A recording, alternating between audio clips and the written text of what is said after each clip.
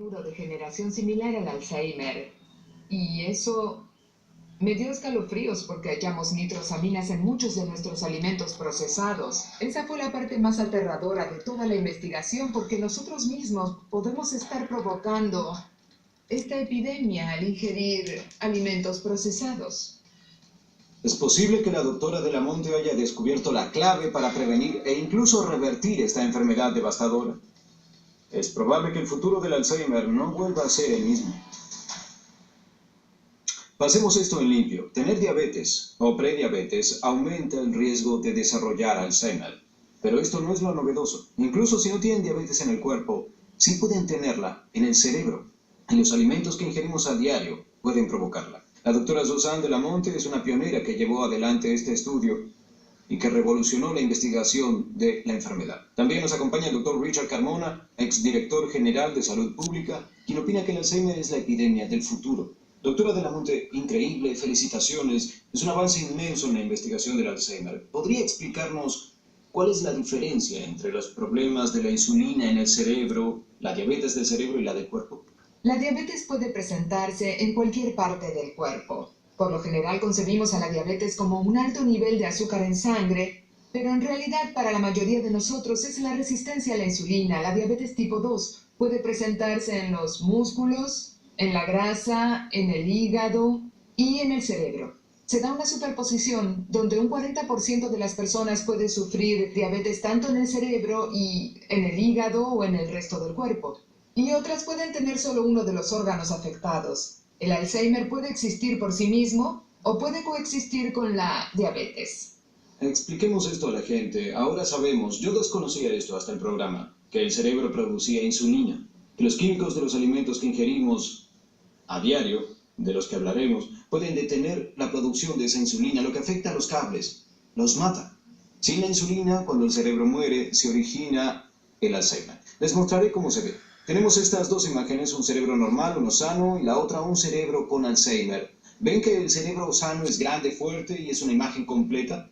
El cerebro con Alzheimer presenta zonas desgastadas, como si estuviera polillado. Las partes desgastadas corresponden a las zonas donde se ubica nuestra memoria o los lugares donde tomamos las decisiones importantes. En mi opinión, esto es importante porque creo que el Alzheimer no está solo en nuestros genes. Estoy viendo los rostros atemorizados de las personas del público. Es porque han perdido a seres queridos y creen que está en los genes, pero no es genético, no puede serlo. La tasa de la enfermedad se ha incrementado considerablemente desde la década de los 70 en todos los grupos etarios. Algo más está sucediendo. Doctor Carmona, ¿podría explicarnos esto? ¿Es importante este vínculo entre la insulina y el Alzheimer? Es extremadamente importante. La investigación de Susan es completamente innovadora. Nos está abriendo nuevas puertas para comenzar a comprender cómo y por qué ocurren estas cosas. Con el trabajo que Susan y otras personas han hecho, estamos comenzando a ver las influencias ambientales y a comprender qué podemos hacer para estar sanos, y eso es importante. Doctora de la Monte, ¿será la insulina el nexo que identificó lo que estábamos buscando en la investigación contra el Alzheimer? Creo que sí. La insulina es necesaria para que las neuronas crezcan y funcionen. Produce los químicos que nos permiten movernos, sentir y pensar.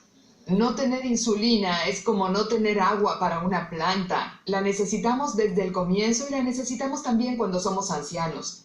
Sin ella, el cerebro no funciona correctamente. La resistencia a la insulina es como quitarle al cerebro lo que necesita para funcionar.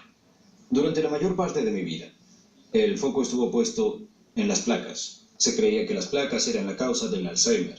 Esta es la primera vez que los médicos oigan que la insulina sea un problema en el cerebro. Decidí ser cirujano cardíaco porque me di cuenta de que podía ofrecerle soluciones a las personas, soluciones reales. Tenía miedo de tratar el Alzheimer porque no pensé que pudiésemos aportar mucho. Estamos muy limitados en nuestro accionar. Lo que más me gusta de esta novedosa investigación que realizó es que lo cambia todo. Es un cambio inmenso, son pequeños datos, información que podemos ofrecer, que pueden poner en práctica y pueden revertir las posibilidades de enfermarse. Doctor Carmona, ¿está convencido de que podemos prevenir el Alzheimer cuidando lo que comemos? ¿La alimentación puede ser tan poderosa? Creo que la alimentación puede ser muy poderosa. Los alimentos son un elemento fundamental en la ecuación para mejorar nuestra salud. Todavía no tenemos el cuadro completo, solo hay un concepto unificador que está en desarrollo. ¿Cómo se conectan todas estas ideas? Pero evidentemente la nutrición y la alimentación adecuada es importante. El hecho de que la obesidad esté relacionada con la diabetes tipo 2 que podemos vincular al Alzheimer porque las personas con sobrepeso, con diabetes tipo 2, tienen una mayor incidencia de Alzheimer. Empezamos a ver que la ciencia ha unado esfuerzos y estamos uniendo estas ideas con una gran investigación. Lo que nos revela es que hay cosas que podemos hacer para mitigar y posiblemente prevenir estas enfermedades. Permítanme demostrarles la relación entre lo que ingerimos y el Alzheimer. Bien, ustedes todos representan al cuerpo, a sus químicos del cuerpo. Detrás de esta barrera está el cerebro. El cuerpo cuenta con un lugar mágico llamado barrera hematoencefálica que impide que los químicos del cuerpo, los alimentos, los tóxicos que ingresan a los pulmones, etc., atraviesen la barrera y lleguen al cerebro. Ahora, yo soy una molécula tóxica. Fui creada por el hígado porque comieron algo que no debieron. Comienzo a rasgar la barrera y finalmente logro atravesarla. Una vez que lo logré, lo que hice fue crear un hueco enorme y así las moléculas tóxicas alteran la forma de elaborar insulina en el cerebro.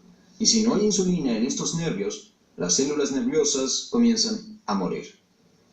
Quizá hayamos descubierto por qué se crean placas en el cerebro. Hablemos de las medidas a tener en cuenta. ¿Cuáles son los 4 grupos de alimentos que más preocupan a la doctora porque pueden causar Alzheimer o contribuir a ello? Esto es un trabajo de vanguardia. Es algo nuevo que estamos estudiando, pero como ya realizamos suficientes investigaciones con la unidad médica, pues es algo que podemos contarles. El primer grupo es carnes ahumadas, tocino, pavo, ahumado, cosas así. Luego, los quesos procesados. No hablamos de los quesos normales, sino a los procesados que a veces tienen químicos agregados. El tercer grupo es cerveza. Esto sorprenderá a muchos, ya hablaremos de eso. Por último, el cuarto grupo, alimentos blancos, harina blanca, pasta blanca, arroz blanco. Ya conocen mi opinión de estos alimentos, ya lo hablamos. El azúcar de estos alimentos incrementa la insulina, hace desastres en el metabolismo y envía químicos tóxicos al cerebro que atraviesan la barrera hematoencefálica que vimos. Empecemos con carnes ahumadas. Doctora de la Monte, ¿por qué los alimentos procesados y las carnes ahumadas pueden ser tan dañinas? Bien, porque contienen nitrosaminas o porque contienen químicos que hacen que el cuerpo produzca la nitrosamina.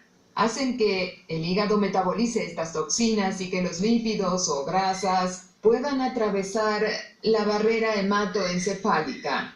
Estas grasas son tóxicas para el cerebro y destruyen el funcionamiento de la insulina en el cerebro. Y el resultado es la resistencia a la insulina del cerebro.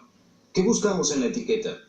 Aquí lo tenemos por escrito. El nitrato va al estómago, lo digiere, los conservantes en estos alimentos irritan al hígado y hacen que las grasas que mencionamos antes sean tóxicas. En la etiqueta, vean cómo se ve. Estará la lista de ingredientes que dice nitrato de sodio.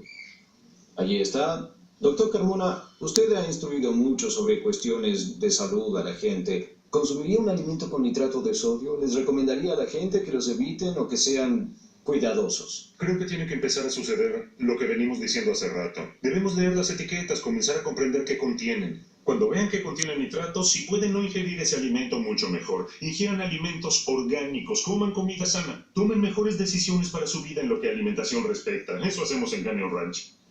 Eso sugiere la investigación de la doctora. Si encontrara un alimento con nitrato de sodio, ¿lo ingeriría? Trataría de no hacerlo. De acuerdo. Hablemos de la cerveza. Esto me sorprendió. Puedo entender lo de los alimentos procesados, pero ¿por qué la cerveza es mala? Porque en un principio en la elaboración de la cerveza intervenían nitrosaminas y nitratos, pero en la actualidad casi todas cuentan con un proceso de purificación y contienen niveles menores, pero en algunas todavía quedan restos. Hay que saber que algunas cervezas, en especial las procesadas, pueden contener químicos tóxicos que pueden ser perjudiciales. En comparación, las carnes y los alimentos procesados están por encima.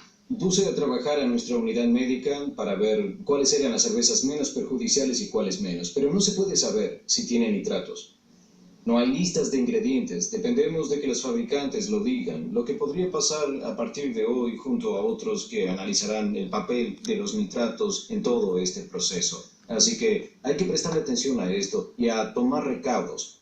Doctor Carmona, usted dirige el Departamento de Salud Mental en Canyon Ranch. ¿Qué ideas tiene para abordar temas de salud mental, en especial con la alimentación? Bueno, creo que el concepto de neuroplasticidad en donde todo el cerebro puede seguir moldeándose a lo largo de la vida es muy importante, ya que ahora es posible vivir mucho más tiempo y Como la expectativa de vida llega casi a los 80 años, debemos asegurarnos de que nuestro cerebro permanezca con nosotros a lo largo de los cambios físicos y que no nos falle. ¿Qué podemos hacer? Permanecer físicamente activos, ingerir cantidades adecuadas de alimentos sanos que contengan la menor cantidad de conservantes posibles o sin ellos, estimular el intelecto, leer, escribir, hacer las cosas de un modo diferente. Si son diestros, intenten escribir con la izquierda, peínense con la otra mano, hagan cosas